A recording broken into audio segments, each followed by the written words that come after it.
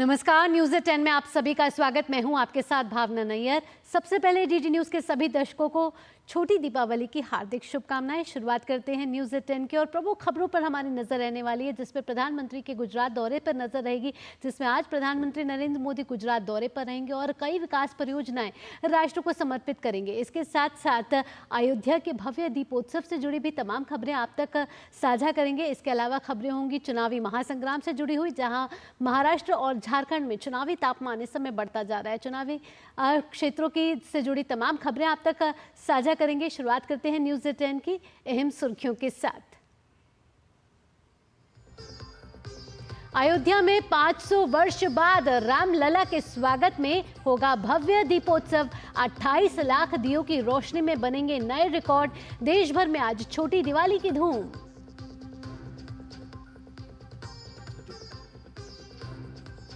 प्रधानमंत्री नरेंद्र मोदी गुजरात के एकता नगर में 280 करोड़ रुपए से अधिक की विकास परियोजनाओं की करेंगे शुरुआत। पर्यटन क्षेत्र में सुविधाओं और स्थिरता को मिलेगा बढ़ावा।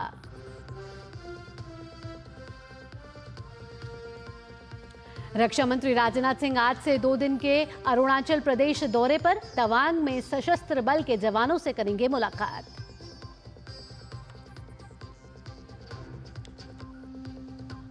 झारखंड में पहले चरण के उम्मीदवारों के नाम वापस लेने का अंतिम दिन। वहीं महाराष्ट्र में सभी नामांकन पत्रों की होगी जांच। और अरुणाचल, मिजोरम, हिमाचल, उड़ीसा और छत्तीसगढ़ जैसे राज्यों के दूरदराज इलाकों में घटेंगे पेट्रोल डीजल के दाम।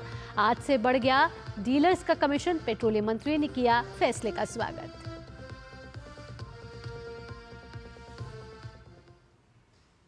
और सबसे पहले बात अयोध्या में मनने वाले भव्य दीपोत्सव की।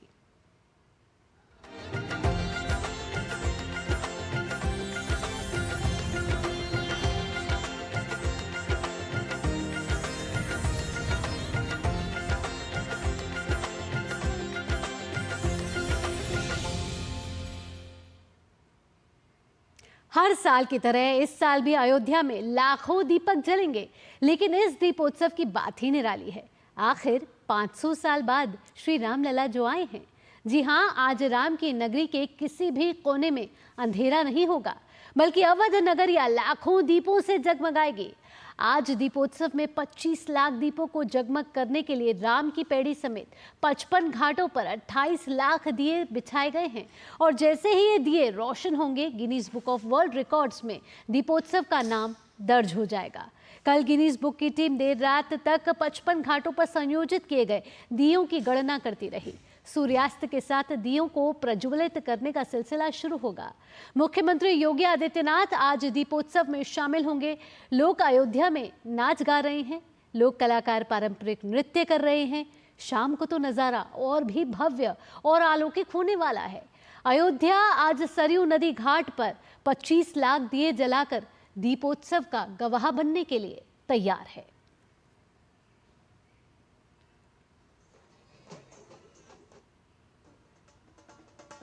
तो सबका उत्सव अयोध्या दीपोत्सव। अयोध्या इस समय सज धज कर तैयार है, दुल्हन की तरह तैयार है। और प्रभु राम की नगरी अयोध्या अपने आराध्य राम के स्वागत के लिए सज धज कर तैयार हो गई है। पारंपरिक गीतों के साथ, नृत्य के साथ आराध्य राम के स्वागत के लिए अयोध्या वासी पलक पावड़े बिछाकर इंतजार कर रहे हैं, क्योंकि 500 साल बाद अयोध्या में पहली बार ऐसा होगा जब रामलला की मौजूदगी में अयोध्या वासी दिवाली मनाएंगे। इस बार भगवान राम के प्राण प्रतिष्ठा होने के बाद पहली बार 25 लाख दियों से राम की पैड़ी जगमग होगी। इतना ही नहीं, 1100 संत धर्मचार्य सरयू की महाआरती भी करेंगे। आपको बता दें कि आज नज़ारा अध्यात्म, संस्कृति और परंपरा का अनूठा संगम अयोध्या में नजर आने वाला है। और इस सभी आयोजनों के साक्षी मुख्यमंत्री योगी आदित्यनाथ, केंद्रीय पर्यटन और संस्कृति मंत्री गजेंद्र सिंह शेखावत और साथ ही साथ कई गणमान्य व्यक्ति इस मौके के साक्षी बनेंगे, वहाँ मौजूद रहेंगे। हेलीकॉप्टर से भगवान राम, माँ और सीता और उनके भाई लक्ष्मण के स्वरूप सरयू तट पर पहुंचेंगे। और इन सबकी मेज़बानी, अगवानी मुख्यमंत्री योगी आदित्यनाथ करेंगे।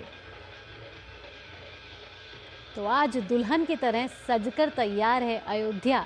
15 मिनट का एरियल ड्रोन शो का जो नज़ारा दिखेगा वो अपने आप में बेहद ही अविस्मरणीय होगा। कई तरह के सांस्कृतिक कार्यक्रम अभी से शुरू हो चुके हैं और आज रामनगरी में सूर्यास्त नहीं होगा क्योंकि आज दीपों से जगमग होगी अयोध्या। तो प्राण प्रतिष्ठा के बाद पहला दीपोत्सव आया है, नया कीर्तिमान स्थापित करने का वक्त आया है।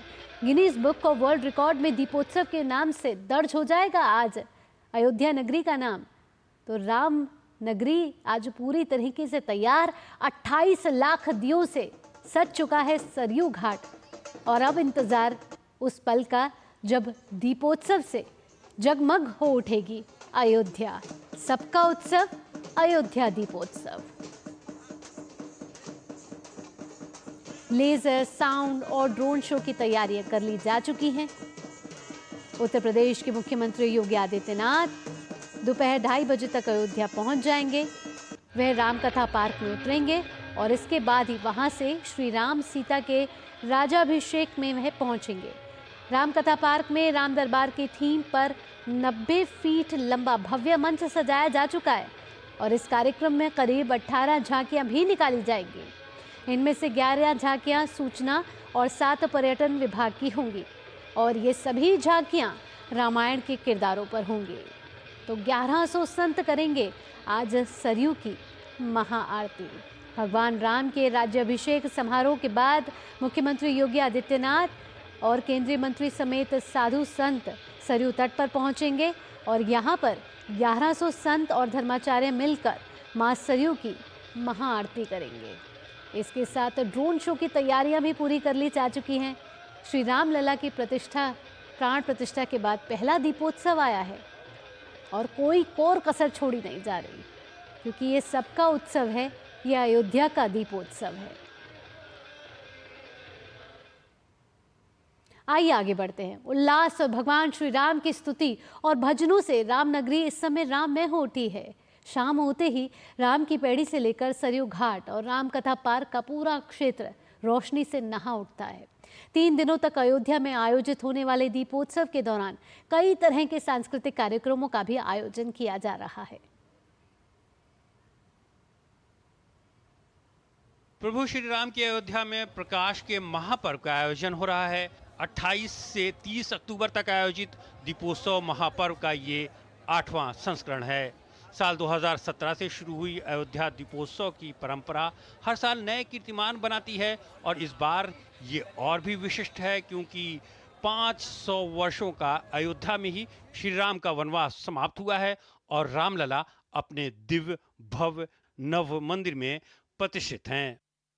500 साल बाद ऐसा अवसर आया है जब अयोध्या में रामलला की जन्मभूमि पर बने उनके मंदिर में भी हजारों दीप जलाए जाएंगे। एक अद्भुत उत्सव होगा। ये ऐसी दीपावली होगी जब हमारे राम एक बार फिर अपने घर आए। मुख्य आयोजन स्थल राम की पौड़ी को अलौकिक रूप में सजाया गया है। 3 दिनों तक अयोध्या में आयोजित होने वाले दीपोत्सव के दौरान कई तरह के सांस्कृतिक कार्यक्रमों का भी आयोजन किया जा रहा है। अयोध्या के 55 घाटों पर 28 लाख दियों को सजाने और जलाने के लिए बड़ी संख्या में विद्यार्थियों और स्वयंसेवकों को लगाया गया है। अयोध्या के दीपोत्सव में भाग लेने वाले युवा बेहद उत्साहित हैं। 2 दिन से हम लोग यहाँ पे आ रहे हैं और यहाँ आके बहुत अच्छा लग रहा है। हम लोग दीप वगैरह लगा रहे हैं तो बहुत अच्छी फीलिंग आ रही है हम लोग को यहाँ की। मैं लगभग 3 साल से दीपोत्सव में शामिल हूँ और हर बार दीपोत्सव में दियों की संख्या बढ़ाई जाती है। भगवान ने चाहा तो मर्यादा पुरुषोत्तम श्री राम की नगरी है और ये जल्दी वर्ल्ड हेरिटेज में भी शामिल होगी। राम नाम के हीरे मोती मैं बिखराऊं गली गली, ले लो रे कोई राम का प्यारा शोर मचाओ गली गली। 30 अक्टूबर को अयोध्या में मुख्यमंत्री योगी आदित्यनाथ राम कथा पार्क में भगवान श्री राम का प्रतीकात्मक राज्याभिषेक भी करेंगे। दिवाली की शाम को सरयू नदी के किनारे 1100 वेदाचार भव्य आरती करेंगे, जो एक और विश्व कीर्तिमान बनाने का प्रयास होगा। पूरी अयोध्या में 11 से ज्यादा भव्य द्वार बनाए जा रहे हैं। पूरी अयोध्या नगरी को फूलों से सजाने की तैयारी भी की गई है और नगर के कई प्रमुख स्थानों पर सांस्कृतिक कार्यक्रमों और झांकियों का निर्माण किया गया है।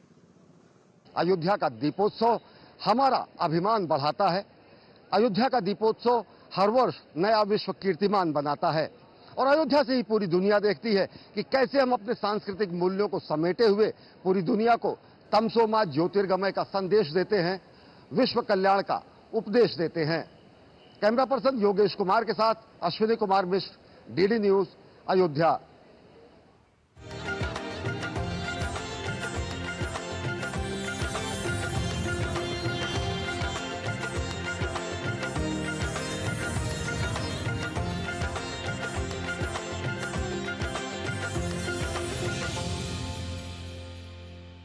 तो स्वर्णिम आरोह के नए शिखर का स्पर्श करेगी आज रामनगरी। आइए अब कुछ अन्य महत्वपूर्ण खबरों का भी रुख कर लेते हैं। आज छोटी दिवाली का त्योहार मनाया जा रहा है।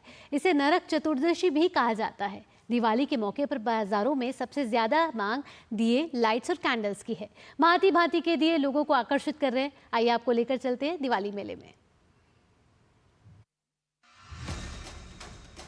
दीपावली यानी दियों की रोशनी से भरपूर माहौल, लक्ष्मी पूजा और ढेर सारी खुशियां। रोशनी और लाइटों के बिना तो दिवाली की कल्पना करना भी मुश्किल है। झालरें हो या मल्टी कलर लाइटें, इस दिवाली लोगों के घरों में चार चांद लगा रही हैं और दिवाली बाजार में लाइटों की खरीदारी जमकर हो रही है। जब बात आती है घर को रोशनी से सजाने की, तो क्या कोई ऐसा मौका छोड़ सकता है? दीपावली के अवसर पर बाजार जगमगा रहे हैं। दिवाली बाजारों में दियों, लाइटों और झालरों की जमकर खरीदारी हो रही है। काफ़ी लोग दिया और ये सब चीज़ें भी खरीद रहे हैं और गिफ्ट आइटम भी खरीद रहे हैं और कपड़े की तरफ भी, शादी की जो कपड़े होते हैं खरीदारी, वो भी यहाँ पर लोग कर रहे हैं। इनकी लाइट्स बहुत सुंदर हैं। मैं सोच रही हूँ कौन सा लूँ, ये लूँ या वो लूँ। सारी बहुत खूबसूरत है। मैं स्पेशल यही लेने के लिए आई हूँ कि मेरे को फानूस ज़रूर लगाना है घर के सेंटर में। कलरफुल है, वेरी कलरफुल और ट्रेडिशनल भी बहुत है। मैं बचपन से ऐसे ही डिज़ाइन देखती आ रही हूँ। Happy Diwali to everyone. And इनके कंडील, फानूस बहुत सुंदर होते हैं and everyone must decorate their houses nicely and have a happy prosperous Diwali. ये ग्लास मेटल कैंडल होल्डर मैं हर साल लेता हूँ और इसकी ब्यूटी ये है कि जब आप इसको टी लाइट लगा के इसमें लगाएंगे तब इसका रिफ्लेक्शन जो है वो ट्रायंगल रिफ्लेक्शन आपका बाहर आएगा। ऐसे काफ़ी कुछ आइटम्स मैं यहाँ से परचेस करता हूँ और सबसे बड़ी बात है कि यहाँ पर रीजनेबल प्राइसेस है। बाजार में रौनक है, दुकानदार भी खुश हैं क्योंकि बाजार में भीड़ उमड़ रही है और लोग अपने अपने स्तर पर जमकर खरीदारी कर रहे हैं। शहला निगार की रिपोर्ट, डीडी न्यूज़। बात करें अगर दिल्ली की, तो दिल्ली में दिवाली की रौनक महीने भर पहले से ही दिखने लगती है। हर जगह बाजारों में दिवाली के सामान बिकते हुए नजर आते हैं। लोग दिल्ली में लगने वाले दिवाली मेले का इंतजार करते रहते हैं। इस बार भी दिल्ली के मेलों में गजब की रौनक देखने को मिल रही है।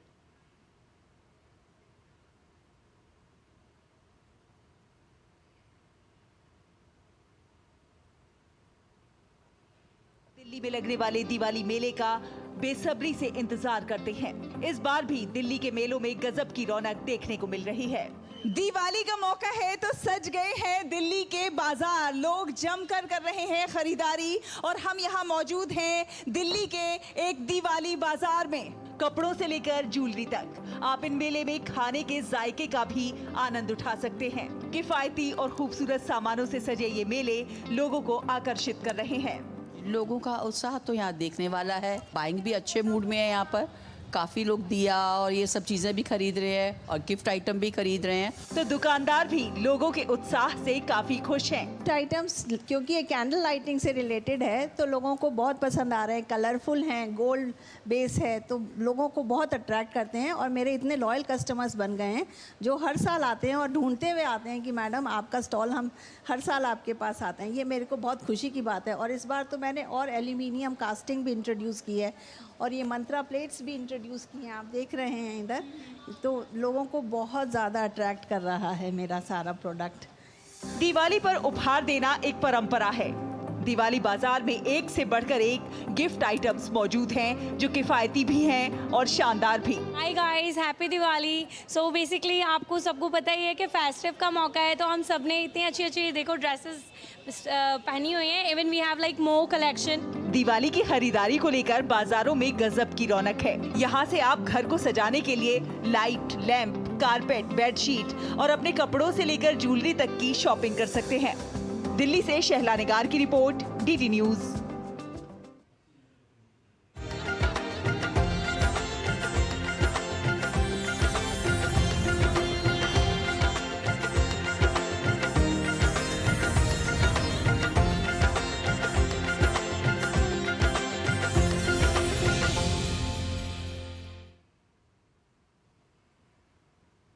तो हम आपको पल पल की खबरें दे रहे हैं कि दीपों से इस बार जगमग होने वाली है अयोध्या, और इस 2024 का साल अयोध्या के लिए बेहद ही विशेष है, क्योंकि प्राण प्रतिष्ठा के बाद जिस तरीके से अयोध्या में पहली बार दिवाली मनाई जाएगी, अपने आप में भव्य और अलौकिक होने वाली है। 28 लाख दियों से Guinness book of world record में एक कीर्तिमान स्थापित किया जाएगा। और ग्राउंड जीरो पर ही हमारे संवाददाता मौजूद हैं, अश्विनी। आइए सीधा रुख करते हैं अश्विनी का और उनसे लेते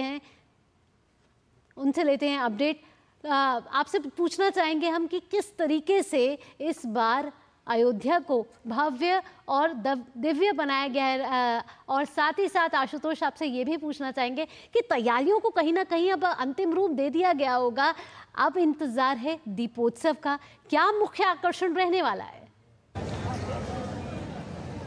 देखिए भावना, अगर हम अयोध्या को जो है संक्षिप्त रूप से आपके माध्यम से दर्शकों को बताना चाहें तो अयोध्या सदैव जो है तारीखों के लिए जानी जाती रही है। एक तारीख थी त्रेता युग में जब निसंतान दशरथ के घर में भगवान श्री राम का जन्म होता है। दूसरी तारीख थी कि राम युवा अवस्था में जब उनको राज सिंहासन पाना था तब उन्हें वनवास होता है। तीसरी तारीख थी जब भगवान श्री राम को लंका पर विजय प्राप्त करके अयोध्या लौटते हैं और दीपोत्सव का आयोजन होता है। 7 संस्करण इसके आयोजित हो चुके हैं अयोध्या में। 8वां का आज का यह संस्करण निश्चित रूप से बेहद ही उत्साहवर्धक और रोमांचक है, और उसका कारण साफ है कि भगवान श्री राम का मंदिर यहाँ पर बन गया है और उसके साथ ही प्राण प्रतिष्ठा भी हुई है। कहीं न कहीं अयोध्या वासियों के मन में यह मलाल हुआ करता था कि दीपोत्सव का कार्यक्रम आयोजित होता है, अयोध्या राम के लिए जानी जाती है, बावजूद उसके राम का मंदिर नहीं था, भगवान श्री राम की प्राण प्रतिष्ठा नहीं हुई थी। ऐसे में जो है कहीं न कहीं इस मलाल को जब दूर कर पाई है अयोध्या, तो निश्चित रूप से अयोध्या की रूप और रंगत आज देखते ही बनती है। आप हमारे साथ देख सकती हैं कि कितने सारे वॉलंटियर्स जो है सीधे जो है राम की पैड़ी की तरफ जा रहे हैं, जहां पर वो दीपोत्सव का जो 28 लाख दीपों को प्रज्वलित किया जाना है, एक वर्ल्ड रिकॉर्ड बनाया जाना है, उसमें इन युवाओं का जो है बेहतरीन योगदान रहता है। और इसी योगदान के साथ जो है निश्चित रूप से जब भगवान भास्कर जो है अपने अस्ताचल की ओर जाएंगे, सूर्य डूबेगा, अंधेरा आएगा, तो अभी तो संपूर्ण अयोध्या सूर्य के प्रकाश से नहाई हुई है, लेकिन शाम होते ही, अंधेरा होते ही यह लाखों दियों से जगमग होगी। और इसके साथ जो प्रकाश की यहाँ तमाम सारी व्यवस्थाएं की गई हैं, उन दीपों से अयोध्या जगमग होगी, उत्साहित होगी, उल्लासित होगी, श्रद्धा और भक्ति के जो है प्रवाह में बहेगी। भावना, तो बेहद ही अलौकिक होने वाला है आशुतोष आज का ये नज़ारा। इसके अलावा कई सांस्कृतिक कार्यक्रम भी आयोजित किए जा रहे हैं। योगी आदित्यनाथ भी वहां पहुंचने वाले हैं कुछ ही देर में। उनका क्या कार्यक्रम है, साथ ही साथ सरयू तट पर किस तरीके की तैयारियां की गई हैं? बिल्कुल भावना, जिस तरीके से पारंपरिक रूप से पिछले 7 वर्षों से लगातार योगी आदित्यनाथ यहाँ पर मुख्यमंत्री मौजूद रहते हैं, और सबसे आकर्षक कार्यक्रम होता है राम कथा पार्क में। राम कथा पार्क में लगभग 3 बजे जो है भगवान राम, लक्ष्मण और सीता प्रतीकात्मक रूप से हेलीकॉप्टर से ले आए जाते हैं। जिस तरह से भगवान श्री राम लंका से पुष्पक विमान से होकर के आए थे, अब हेलीकॉप्टर से आते हैं, उनका राजतिलक होता है, और उसके साथ ही मुख्यमंत्री योगी आदित्यनाथ उनकी पूजा अर्चना करेंगे, उनकी आरती उतारेंगे। उसके अतिरिक्त जो है तमाम सारे सांस्कृतिक कार्यक्रम विविध प्रकार के यहाँ से पिछले कई दिनों से चल रहे हैं। झांकियाँ निकाली जा रही हैं, रामचरित के विभिन्न चरित्रों को जो है उन झांकियों में उकेर करके यहाँ पर सजावट की गई है, उनको जो है यहाँ पर निकाला जाएगा। इसके साथ जो है रामलीला का मंचन किया जाएगा, भगवान राम के चरित्र का वर्णन किया जाएगा, और कहीं न कहीं जो है इसके पीछे मुख्यमंत्री की कामना होती है कि दैहिक दैविक भौतिक तापा राम राज नहीं काहू न व्यापा। जो एक राम राज्य में जो है दैहिक दैविक भौतिक ताप नहीं था, लोगों को कोई परेशानी नहीं थी, सुगमता के साथ लोग रहते थे, उसकी कामना और कल्पना के साथ मुख्यमंत्री यहाँ पर शरीक होते हैं और अयोध्या से यह आशीर्वाद लेना चाहते हैं कि उनके राज्य में यानी कि उत्तर प्रदेश में भी इसी तरह से लोग जो है तमाम बाधाओं से तमाम विपदाओं से मुक्ति पा करके अपना गृहस्थ जीवन अच्छी तरह से जी सकें। भावना, इसके साथ साथ आशुतोष आपसे पूछना चाहेंगे कि सुरक्षा की किस तरीके से तैयारियां की गई हैं वहां पर? देखिए भावना, अयोध्या सदैव संवेदनशील रही है। राम जन्मभूमि विवाद के वक्त भी जो है यहाँ पर संवेदनशीलता अधिक रहती थी। इसी कारण से यहाँ पर अर्धसैनिक बल सीआरपीएफ का एक परमानेंट जो है इस्टेब्लिशमेंट भी किया गया है। इसके अलावा ऐसे आयोजन में जो आज का आयोजन है जिसमें लाखों लोग भाग लेंगे, तो इसके लिए न केवल उत्तर प्रदेश पुलिस बल्कि जो है PAC, rapid action force, commandos और तमाम सारे बम निरोधक दस्ते एक फुल प्रूफ व्यवस्था पिछले कई दिनों से लगातार प्रशासन करने की कोशिश कर रहा है कि जिससे कि पूरी श्रद्धा और भक्ति में डूबी हुई अयोध्या को में कोई बाधा न पहुंचा सके, कोई किसी प्रकार का जो है व्यवधान न आने पाए। इसके लिए प्रशासन ने चाक चौबंद व्यवस्था की है। चूँकि अयोध्या एक छोटी सी नगरी है, यहाँ पर वाहनों का प्रवेश प्रतिबंधित किया गया है। निर्बाध रूप से श्रद्धालु अपने पैदल जो है वो राम कथा पार्क जाएं या फिर राम की पैड़ी पर जाएं या फिर जो है राम मंदिर में जाएं, सब जगह जो है भगवान के दर्शन करने के लिए श्रद्धालुओं को कोई परेशानी न हो, पूरी सुरक्षा और सुगमता के साथ उन्हें दर्शन मिल सकें, इसकी प्रशासन ने व्यवस्था कर रखी है। भावना जी आशुतोष, इसके साथ साथ अध्यात्म, परंपरा और जिस तरीके से विरासत का कहीं ना कहीं एक अनूठा संगम आज देखने को मिलेगा। ऐसे में ड्रोन शो, आतिशबाजी शो, इसकी भी तैयारियां की गई हैं। पर्यावरण के अनुकूल इस दीपोत्सव को मनाने की तैयारी पूरे तरीके से कर ली गई हैं। बिल्कुल भावना, जो है इसमें इस बार की जो है दीपोत्सव जो होगा ये डिजिटल काफ़ी प्रयोग किया जाएगा। ड्रोन के द्वारा जो है डिजिटली जो है दीवालों पर किस तरीके से भगवान राम का चरित्र होता है उसे संक्षिप्त रूप से करके दिखाया जाएगा।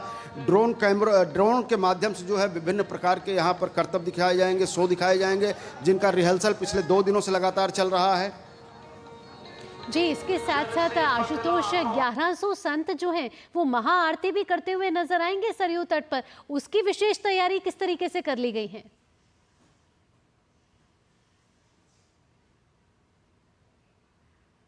चलिए, आशुतोष से लग रहा है हमारा संपर्क टूट गया है, लेकिन हम आपको लगातार बता रहे हैं कि आज अयोध्या नगरी में सूर्यास्त नहीं होगा क्योंकि आज मेगा शो होने वाला है और दीपोत्सव से जगमगा उठेगी अयोध्या। कई सांस्कृतिक कार्यक्रम जो हैं यहाँ पर आयोजित किए जाएंगे और आज जो है उत्तर प्रदेश के मुख्यमंत्री योगी आदित्यनाथ के नेतृत्व में दीपोत्सव 2024 में अयोध्या में 28 लाख दीपों से अयोध्या जो है, राम नगरी जो है वो जगमग होने वाली है। ये दृश्य अपने आप में अलौकिक, अविस्मरणीय, भव्य, दिव्य नजर आएंगे क्योंकि प्राण प्रतिष्ठा के बाद पहली बार इस तरीके से एक नया कीर्तिमान स्थापित करने के लिए, Guinness book of world record में अपना नाम दर्ज कराने के लिए आज अयोध्या का नाम दर्ज हो जाएगा क्योंकि आज 28 लाख दीपों से प्रज्वलित होगी अयोध्या।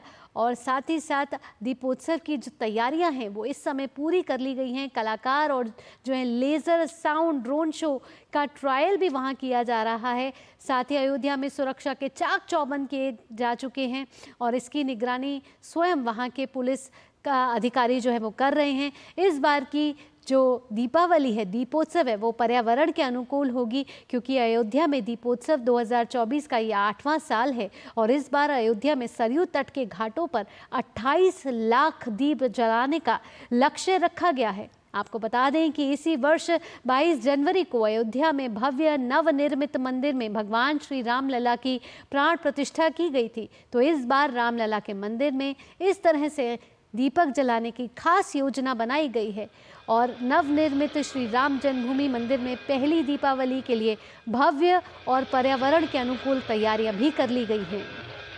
साथ ही इस समय अयोध्या को दुल्हन की तरह सजा दिया गया है, आकर्षक फूलों से सजाया गया है। 6 देशों के कलाकार रामलीला का मंचन करते हुए नजर आएंगे और ये भव्य कार्यक्रम राम कथा पार्क स्थित मुख्य मंच पर आयोजित किया जाएगा जिसमें उत्तर प्रदेश के मुख्यमंत्री योगी आदित्यनाथ, केंद्रीय मंत्री और साथ ही साथ कई गणमान्य अतिथि भी वहां मौजूद होंगे।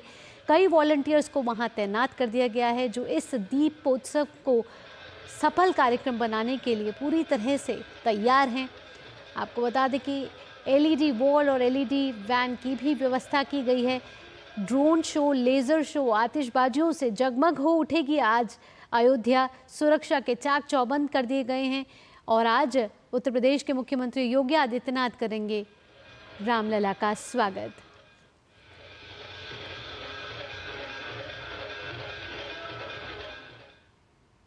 यहाँ रुक रहे हैं एक छोटे से ब्रेक के लिए। खबरों का सिलसिला न्यूज़ एट 10 में ब्रेक के बाद भी जारी रहेगा। आप जुड़े रहिए डीडी न्यूज़ के साथ। कभी नाच गाना और बेहतरीन खाना, कभी सास बहू की नोक-झोंक में स्वाद का मुस्कुराना, कभी रिश्तों में मुस्कुराहट और स्वाद भरना। असली मसालों का उपहार MDH बनाए खास हर त्योहार, क्योंकि हर रिश्ता है स्वाद से जुड़ा। आइए मनाए खुशियों की दीपावली MDH मसालों वाली। मेरी पसंद, मेरी पसंद, मेरी पसंद, मेरी पसंद, हमारी पसंद, हम सबकी पसंद। मजबूत देश का मजबूत सरिया हो गया स्टील। ब्रेक के बाद आपका स्वागत। आप देख रहे हैं न्यूज़ एट 10। आगे बढ़ते हैं। अपने प्रियजनों के साथ दीपावली की खुशियां बांटने की हसरत रखने वाले यात्रियों के लिए भारतीय रेल इस बार कमर कसकर तैयार है। स्पेशल ट्रेनों के अलावा नई दिल्ली रेलवे स्टेशन पर भव्य पंडाल बनाकर माहौल को एकदम उत्सवी बना दिया गया है। संवाददाता राजेश राज की एक खास रिपोर्ट देखिए।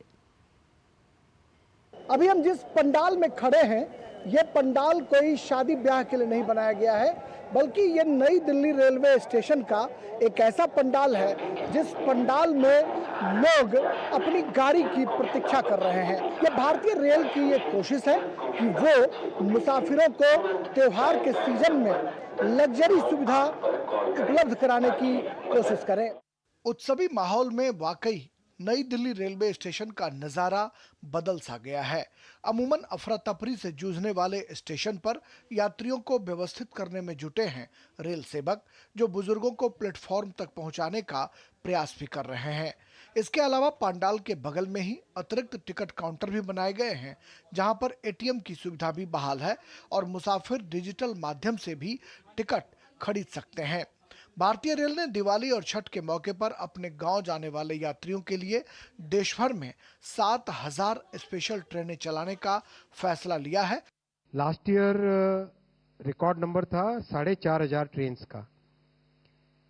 इस साल उससे भी ज्यादा 7000 ट्रेन चलाई जा रही है छठ और दीपावली के लिए स्पेशल। यानी करीब करीब 2 लाख लोग एक्स्ट्रा डेली ट्रैवल कर पाए, वो व्यवस्था की जा रही है। भारतीय रेल का विशाल नेटवर्क प्रतिदिन 2 करोड़ 30 लाख मुसाफिरों को रोजाना अपने गंतव्य तक पहुंचाता है। त्योहारी मौसम में यह संख्या तकरीबन 2.5 करोड़ पहुंच जाता है, यानी 20 लाख अतिरिक्त यात्री त्योहारी सीजन में स्पेशल ट्रेनों के जरिए एक स्थान से दूसरे स्थान तक पहुंचते हैं। इन 7000 ट्रेनों में 1 करोड़ से अधिक सीटें जो है वह सृजित की गई है, उनकी व्यवस्था की गई है। उत्तर रेलवे ने नई दिल्ली रेलवे स्टेशन पर भव्य पंडाल में अनेक बुनियादी सुविधाएं बहाल की हैं। पूछताछ केंद्र, फूड स्टॉल, पीने का पानी, मनोरंजन के लिए बड़े बड़े LED लगाए गए हैं। CCTV कैमरे की संख्या बढ़ाई गई। आप जैसा देख सकते हैं पंडाल में भी जगह जगह अगर आपको CCTV कैमरे दिखेंगे, ताकि भीड़ की ऑनलाइन मॉनिटरिंग हम कर सकें, लाइव मॉनिटरिंग कर सकें और साथ ही साथ चप्पे चप्पे की जो फुटेज है वो हमारे पास रहे। नई दिल्ली रेलवे स्टेशन के अजमेरी गेट की तरफ से प्लेटफॉर्म तक जाने के लिए आरक्षित और अनारक्षित श्रेणी के यात्रियों के लिए अलग अलग द्वार बने। रेलवे आपको विशेष इंतजाम के साथ प्लेटफॉर्म से लेकर बर्थ तक पहुंचने में आपकी मदद करेगा। बस मुसाफिरों से ये दरख्वास्त है कि वो जब रेलवे स्टेशन पर पहुंचे तो पूरी जानकारी के साथ पहुंचे। कैमरामैन विश्वबंधु के साथ नई दिल्ली रेलवे स्टेशन से राजेश राज, डीडी न्यूज़ के लिए। दिवाली का त्योहार कारीगरों के लिए रोजगार का एक बड़ा मौका होता है। लोग देसी उत्पादों की जमकर खरीदारी कर रहे हैं। बाजारों की रौनक, छोटे खरीदार और आर्टिजन्स के चेहरे पर मुस्कान बन झलक रही है।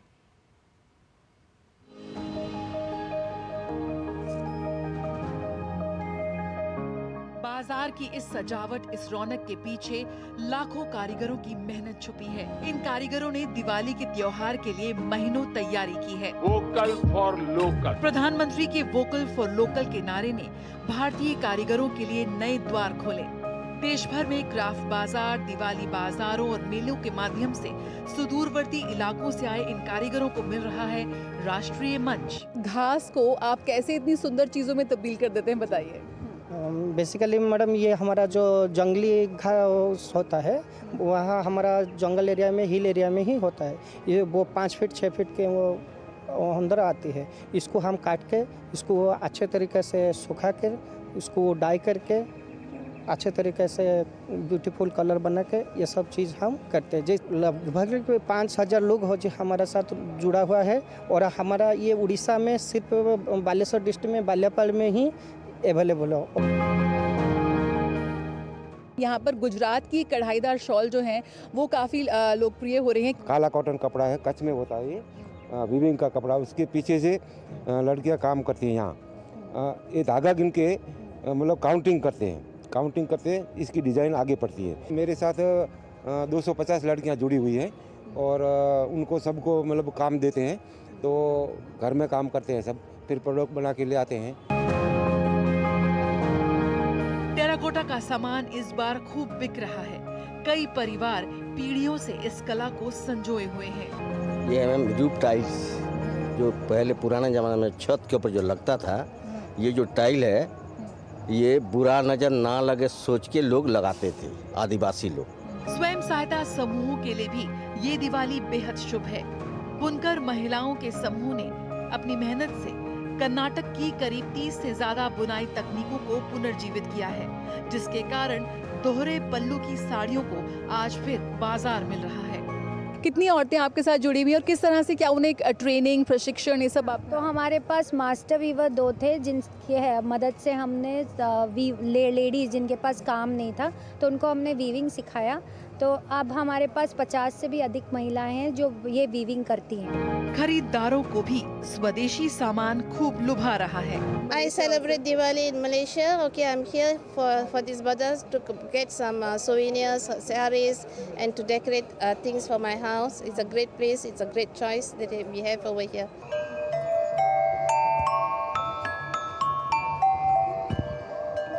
बहुत अलग अलग बेल डिजाइन, अलग अलग डिजाइन में लेके आए।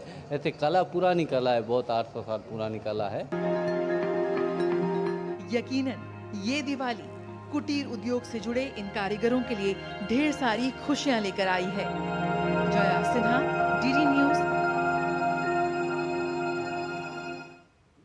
दिवाली के मौके पर हम लोग रोशनी के लिए और सजावट के लिए तरह तरह के सामान अपने घरों में लेकर आते हैं और ये दिवाली अपने आप में खास है क्योंकि तरह तरह के सामान, तरह तरह की लाइट्स इस समय बाज़ारों में उपलब्ध हैं। इन सामानों को बनाने में ना जाने कितने हुनरमंद लोगों ने मेहनत की है, लेकिन आज हम आपको बताते हैं कुछ ऐसे हुनरमंद लोगों के बारे में जिनकी बात ही कुछ और है। यूं तो दिवाली की रोशनी देखना आम बात है, पर जो इस रोशनी को देख नहीं सकते वो हमारी दिवाली को रोशन करें, ये बेहद ही खास पहल है। जी हाँ, दृष्टिबाधित होने के बावजूद ये कलाकार हम सब की दिवाली को खास बनाने में जी जान से जुटे हुए हैं। वैसे तो हर किसी में कोई ना कोई हुनर होता है, पर जरूरत होती है उसे तराश कर निखारने की। इस दिवाली मेले में बहुत कुछ बहुत ख़ास है, लेकिन बहुत ख़ास है ये स्टॉल इन मायनों में ख़ास है क्योंकि यहाँ पर इन्हें जो चला रहे हैं वो अपनी आँखों से देख नहीं सकते, लेकिन हमारे जज्बात को समझ सकते हैं, हमारी फीलिंग्स को समझ सकते हैं। इन दृष्टिबाधित लोगों के हुनर को निखार रही है दिल्ली की एक संस्था ब्लाइंड रिलीफ एसोसिएशन, जिससे ये ना सिर्फ आत्मनिर्भर बन रहे हैं बल्कि अपनी रचनात्मकता का उपयोग करके एक सकारात्मक संदेश भी दे रहे हैं। They are as skilled as any one of us, so it's brilliant to have them around. Their smile is so beautiful, it just touches your heart. अनूठा कैफे जिसे चला रही हैं दिव्यांग, पूरे उत्साह से लोगों को भोजन परोसते ये युवा अपने कौशल से दुनिया को जीत लेने का जज्बा रखते हैं। मोटिव यही है कि हमारे जैसे जो बच्चे हैं वो ऐसी चीज़ें सीख के बाहर अपना काम कर सके, बाहर और कैफ़े चला सकें, अपने ऊपर निर्भर हो सकें। पहले मैं कुछ कर नहीं सकती थी, मैंने कभी कुछ नहीं करा, तो मुझे इसको सीख के ऐसे लगा कि मैं कर सकती हूँ और औरों को भी सिखा सकती हूँ, अपने जैसों को, क्योंकि मैं पूरी ब्लाइंड हूँ। ये दिए और मोमबत्ती जब दिवाली पर रोशनी बिखेरेंगे तो उनकी चमक कुछ अलग ही होगी, क्योंकि इसे बनाने वालों की आंखों में भले रोशनी ना हो, पर उनके मन का उजाला इन दियों को एक अलग ही चमक देगा। शहला निगार की रिपोर्ट, डीडी न्यूज। तो इस हुनर को हम सबका सलाम। यहाँ रुकेंगे एक छोटे से ब्रेक के लिए, खबरें और भी हैं, खबरें आपको देंगे दिल्ली में बढ़ते प्रदूषण से जुड़ी हुई, ये सब इस छोटे से ब्रेक के बाद। जब धरती चीर कर निकलता है लोहे का पत्थर और मिलता है मोंगिया के जोश से, फिर तपता है, पिघलता है और बनता है फौलाद। अब होता है सरिया सारी खूबियों के साथ। मोंगिया स्टील, मजबूत देश का मजबूत सरिया। ब्रेक के बाद आपका स्वागत है। आप देख रहे हैं न्यूज़ एट 10 और अब बात कर लेते हैं दम घोंटू दिल्ली की। जी हाँ, दिल्ली एनसीआर की हवा में प्रदूषण का स्तर बेहद खराब होता जा रहा है। रोजाना की तरह आज भी सुबह से कई इलाकों में धुंध की चादर छाई रही। हवा में एक अजीब सी घुटन है। आनंद विहार और मुंडका में 351 AQI दर्ज किया गया। वजीरपुर इलाके में AQI 327 दर्ज किया गया। वहीं जहांगीरपुरी में AQI 313 रहा, जो वायु गुणवत्ता का यह स्तर बेहद खराब श्रेणी में आता है, जिससे श्वास संबंधी गंभीर बीमारी होने की संभावना है। ये ग्राफिक्स के जरिए हम आपको दिखा रहे हैं कि अलीपुर में 302, मुंडका में 347, वहीं दूसरे इलाकों में भी 300 से ऊपर रहा है AQI। सोनिया विहार में 283 रहा है और साथ ही साथ अलग अलग स्थानों पर आज AQI 300 के करीब ही रहा। पड़पड़गंज में 279, वहीं पंजाबी बाग में 277। और ये जो आप देख रहे हैं कलर है ऑरेंज, और ऑरेंज है खराब श्रेणी में। तो AQI जो है वो इस समय खराब श्रेणी में है और दिल्ली के लोग एक बार फिर से पोल्यूशन वाली दिवाली मनाने को मजबूर हैं। आनंद विहार में 351, पूसा में 234 और आज सुबह दिल्ली एनसीआर के कुछ इलाकों में जो AQI है वो 350 के बाद भी दर्ज किया गया है। और दिवाली से पहले दिल्ली का ये हाल सोचिए तो दिवाली के अगले दिन क्या होने वाला है। द्वारका सेक्टर 8 में 267, वहीं चांदनी चौक में 193 AQI दर्ज किया गया है। दिल्ली में हवा के साथ साथ पानी की स्थिति भी खराब बनी हुई है, यानी दिल्ली इस समय दोहरी मार झेल रही है। यमुना नदी में झाग का सैलाब लगातार बना हुआ है। अगले महीने की शुरुआत में छठ पूजा से पहले यमुना नदी का कालिंदी कुंज इलाका बर्फनुमा जहरीली सफेद झाग की परतों से ढका हुआ है। ये तस्वीरें आप देख रहे हैं जहां कालिंदी कुंज घाट पर पानी को साफ करने के लिए जल बोर्ड की तरफ से प्रयास भी किए जा रहे हैं। बैराज पर जाल बांधने के साथ ही पानी को साफ करने के लिए इसमें रसायन का छिड़काव किया जा रहा है, लेकिन तमाम प्रयासों के बाद आज भी नदी की सतह पर जहरीली झाग की परत देखी गई है।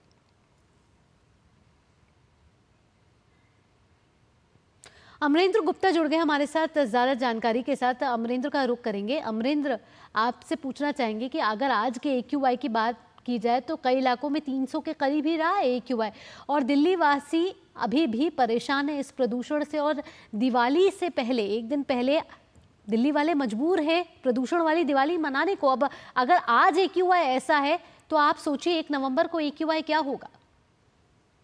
बिल्कुल भावना, पिछले 10 दिनों से लगातार जो दिल्ली का जो एयर क्वालिटी इंडेक्स है वो लगातार दम घोंटू होता जा रहा है। और आज भले ही थोड़ी गिरावट हो AQI के इंडेक्स में, लेकिन ये लगभग 400 के आंकड़े को लगातार पार कर चुका है और ग्रेड 2 में बना हुआ है। और सबसे बड़ी खास बात यह है कि जिस तरह से लगातार जो हवा का स्तर है वो प्रदूषित होता जा रहा है, ऐसे में जो दिवाली है वो दिवाली प्रदूषित होने वाली है, इसमें कहीं कोई दो राय नहीं। इसको लेकर लगातार जो है न सिर्फ केंद्र की सरकार बल्कि भारत सरकार भी लगातार कई प्रयास कर रही है। और सबसे बड़ी जो चिंता है वो बुजुर्गों की है और बच्चों की है। बुजुर्गों की लगातार जो संख्या है वो बढ़ रही है, उनको कई बीमारियां, जो ऑलरेडी जो बीमार बुजुर्ग हैं उनको बढ़ रही है, उनको सांस लेने में दिक्कत हो रही है और वो लगातार जो है अस्पताल का रुख कर रहे हैं। और ऐसे में सबसे बड़ी जो चिंता है वो नौनिहाल बच्चों की है, क्योंकि बच्चे जो है स्कूल जाते हैं और सबसे पहले वो खराब प्रदूषित हवा के टच में रहते हैं। ऐसे में जो स्कूल है वो ऑनलाइन जो मॉड्यूल है उस पर बात कर रहे हैं। और अभी इस वक्त जो बच्चों को एक नया कैंपेन के तहत बच्चों को शपथ दिलाई जा रही है कि वो घर पे इस बार दिवाली पे पटाखे नहीं जलाएंगे और ना ही किसी तरह की और एक्टिविटीज में भाग लेंगे, और जितनी जरूरत होगी तभी वो बाहर निकलेंगे। और स्कूल भी इस बात पे आगे सोच रहा है कि दिवाली के बाद जी। तो अमरेंद्र हमारे साथ जुड़े हुए थे जो बता रहे थे कि इस समय दिल्ली दोहरी मार झेल रही है। हवा के साथ साथ पानी भी प्रदूषित है और अगले 2 दिन ये पूर्वानुमान लगाया गया है कि प्रदूषण का स्तर और बढ़ सकता है। और अगर आज के प्रदूषण के स्तर के बारे में बात की जाए तो राष्ट्रीय राजधानी दिल्ली के कुछ इलाकों में AQI 300 के करीब रहा है, जो खराब श्रेणी में आता है। ऐसे में दिल्ली वाले इस बार प्रदूषण वाली दिवाली मनाने को मजबूर है। आइए अब आगे बढ़ते हैं। इस साल देश में 28 अक्टूबर से 3 नवंबर तक सतर्कता जागरूकता सप्ताह मनाया जा रहा है। इस साल सतर्कता जागरूकता सप्ताह की थीम है सत्यनिष्ठा की संस्कृति से राष्ट्र की समृद्धि। देश में भ्रष्टाचार पर लगाम लगाने के लिए विजिलेंस या सतर्कता की बहुत बड़ी भूमिका होती है। भ्रष्टाचार के खिलाफ जंग को और धार देने के लिए और कर्मियों के साथ साथ लोगों को जागरूक करने के लिए हर साल देश में सतर्कता जागरूकता सप्ताह मनाया जाता है। जिस सप्ताह लौह पुरुष सरदार वल्लभ भाई पटेल की जयंती पड़ती है, उस सप्ताह में सतर्कता जागरूकता सप्ताह मनाया जाता है। इस साल 28 अक्टूबर 2024 से 3 नवंबर 2024 तक देश भर में सतर्कता जागरूकता सप्ताह मनाया जा रहा है। ये सप्ताह केंद्र और राज्य सरकारों के सभी विभागों में मनाया जा रहा है। इस साल सतर्कता जागरूकता सप्ताह की थीम है सत्यनिष्ठा की संस्कृति से राष्ट्र की समृद्धि। सार्वजनिक जीवन में ईमानदारी को बढ़ावा देने और भ्रष्टाचार मुक्त समाज हासिल करने के लिए देश भर में सतर्कता जागरूकता सप्ताह मनाया जा रहा है। सप्ताह का पालन मंत्रालयों, विभागों, सार्वजनिक उपक्रमों, बैंकों और अन्य सभी संगठनों में लोक सेवकों द्वारा शपथ लेने के साथ शुरू हुआ है।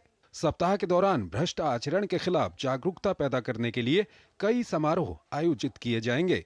इसे शासन और सार्वजनिक प्रशासन में नैतिकता और पारदर्शिता की आवश्यकता के बारे में अधिक संवेदनशीलता पैदा करने के लिए मनाया जाता है। इस साल के सतर्कता जागरूकता सप्ताह को लेकर राष्ट्रपति द्रौपदी मुर्मू ने अपने एक संदेश में कहा कि सत्यनिष्ठा की संस्कृति से राष्ट्र की समृद्धि ये विषय बताता है कि अखंडता ही हमारे देश की आर्थिक समृद्धि और सामाजिक कल्याण की नींव है। इससे समावेशी विकास को बढ़ावा मिलता है। ये सुनिश्चित करता है कि विकास का लाभ समाज के सभी वर्गों तक पहुंचे। वहीं प्रधानमंत्री नरेंद्र मोदी ने अपने संदेश में कहा है कि पिछले 10 साल में हमारा फोकस तकनीकी और ई-गवर्नेंस का उपयोग करके पारदर्शी और जिम्मेदार व्यवस्था तैयार करने पर रहा है। हमने नैतिकता और अखंडता की आत्मा को हमारे संस्थानों को मजबूत करने के लिए आगे बढ़ाया है। Bureau report, DD news. और अब खबर प्रधानमंत्री नरेंद्र मोदी के गुजरात दौरे से जुड़ी हुई। प्रधानमंत्री नरेंद्र मोदी आज से 2 दिन तक गुजरात के दौरे पर रहेंगे। पीएम आज केवड़िया के एकता नगर में 280 करोड़ रुपए से अधिक की लागत वाली विभिन्न विकास परियोजनाओं का उद्घाटन और शिलान्यास करेंगे। इसके साथ ही प्रधानमंत्री आज शाम आरंभ 6.0 में 99वें कॉमन फाउंडेशन कोर्स के अधिकारी प्रशिक्षुओं को संबोधित भी करेंगे। इस साल के कार्यक्रम का विषय है आत्मनिर्भर और विकसित भारत के लिए रोड मैप। इस साल आरंभ 6.0 में भारत के 16 सिविल सेवाओं और भूटान की 3 सिविल सेवाओं के 653 अधिकारी प्रशिक्षु शामिल हैं। रक्षा मंत्री राजनाथ सिंह और केंद्रीय मंत्री किरण रिजिजू अरुणाचल प्रदेश के 2 दिवसीय दौरे पर तवांग के लिए रवाना हो गए हैं। अपने 2 दिनों के प्रवास पर रक्षा मंत्री सशस्त्र बलों के जवानों के साथ बातचीत करेंगे और एक संग्रहालय राष्ट्र को समर्पित करेंगे।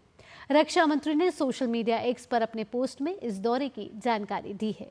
उन्होंने लिखा है कि अरुणाचल प्रदेश की 2 दिवसीय यात्रा पर नई दिल्ली से तवांग के लिए रवाना हो रहा हूं। उन्होंने लिखा, सशस्त्र बलों के कर्मियों से बातचीत करने और बहादुर भारतीय सेना अधिकारी मेजर रालिंग नाव वॉप खातिंग को समर्पित एक संग्रहालय के उद्घाटन समारोह में भाग लेने के लिए उत्सुक हूं।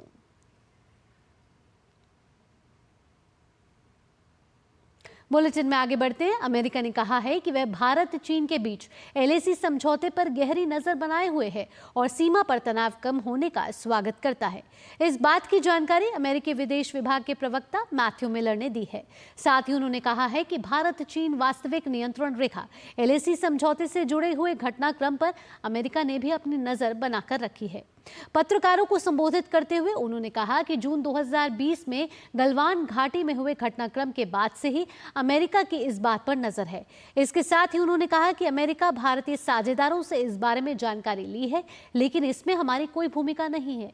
गौरतलब है कि जून 2020 से भारत और चीन के बीच LAC पर तनाव बना हुआ है। तब गलवान घाटी में दोनों देशों के सैनिकों के बीच संघर्ष हुआ था और दोनों ओर से सैनिक हताहत हुए थे। LAC पेट्रोलिंग समझौता 16वें ब्रिक्स शिखर सम्मेलन से पहले घोषित किया गया था। सम्मेलन रूस के कजान में 22 से 24 अक्टूबर के बीच हुआ था। इसमें प्रधानमंत्री नरेंद्र मोदी और चीन के राष्ट्रपति शी जिनपिंग ने भाग लिया था।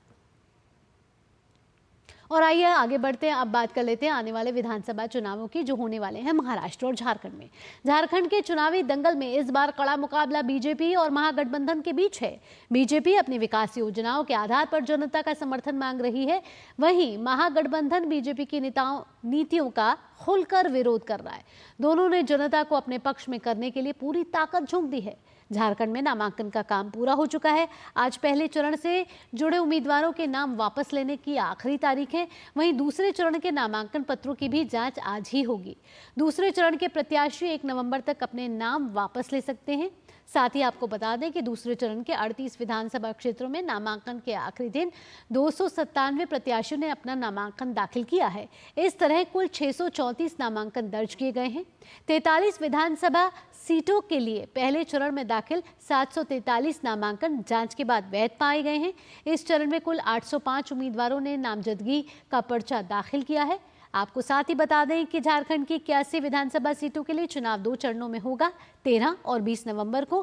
पहले चरण में 43 सीटों पर 13 नवंबर को वोटिंग डालनी होगी और दूसरे चरण में 38 सीटों पर 20 नवंबर को मतदान होगा। वोटों की गिनती 23 नवंबर को होगी और 23 नवंबर को ही नतीजे घोषित कर दिए जाएंगे।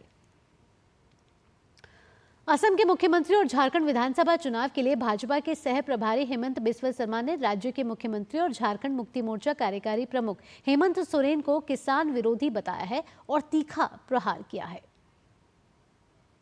हेमंत सोरेन जी, ये समझ के चलना चाहिए कि झारखंड में राज्य सरकार धान भी नहीं खरीदते हैं, किसानों को MSP भी समय में नहीं देते हैं और मैक्सिमम खेती धान बिचौलिया खरीद के लेके जाते हैं। अपना प्रदेश में उनका जो फेलर है वो फेलर सेंट्रल गवर्नमेंट तक ट्रांसफर वो ना करे।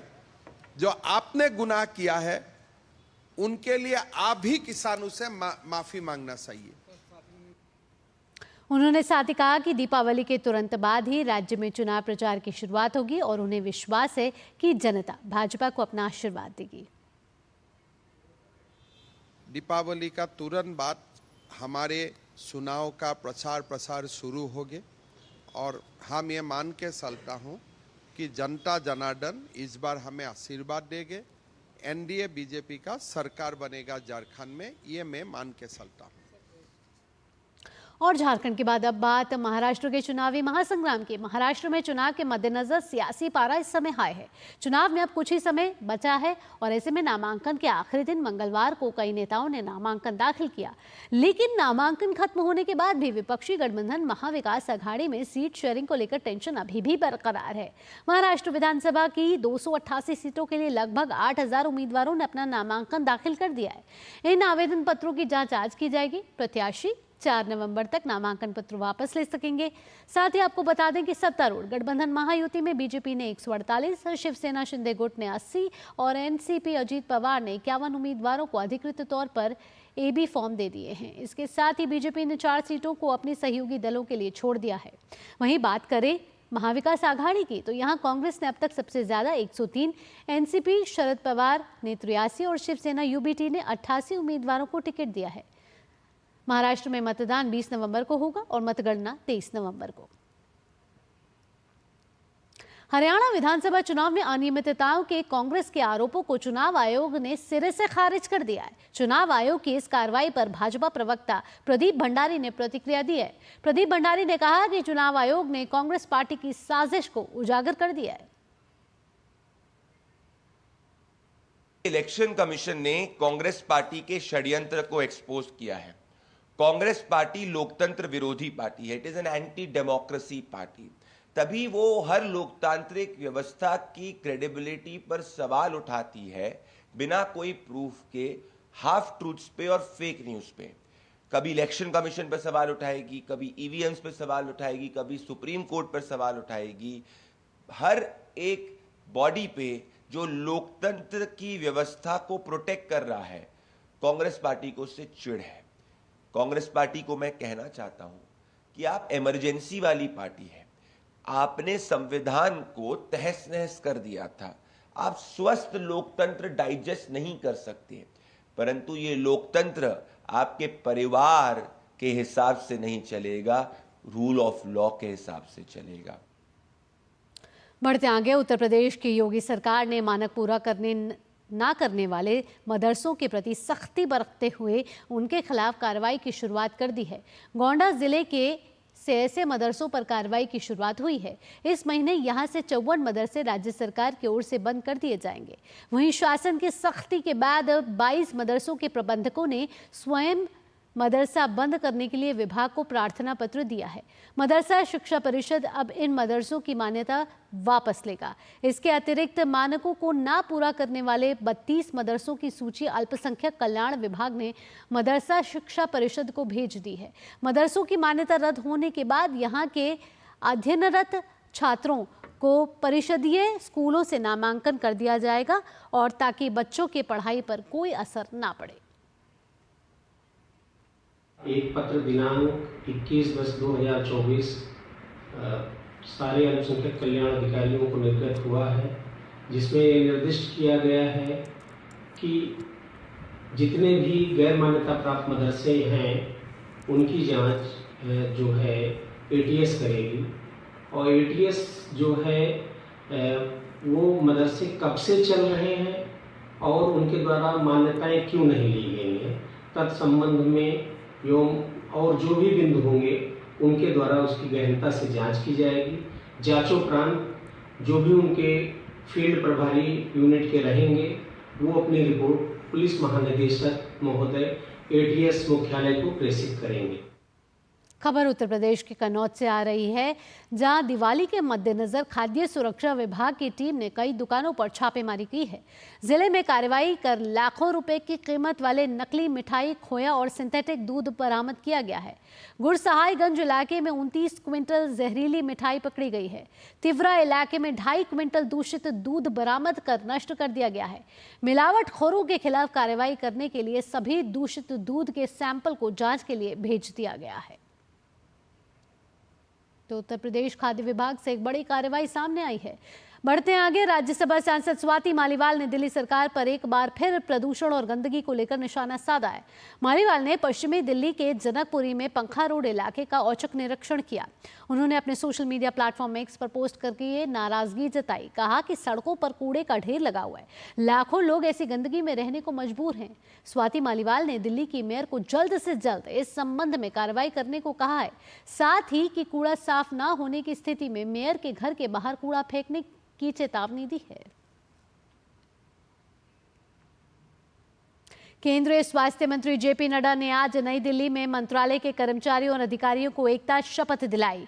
कल पूरे देश में सरदार वल्लभ भाई पटेल की जयंती राष्ट्रीय एकता दिवस के तौर पर मनाई जाएगी। इस मौके पर स्वास्थ्य राज्य मंत्री प्रताप राव जाधव भी मौजूद रहे।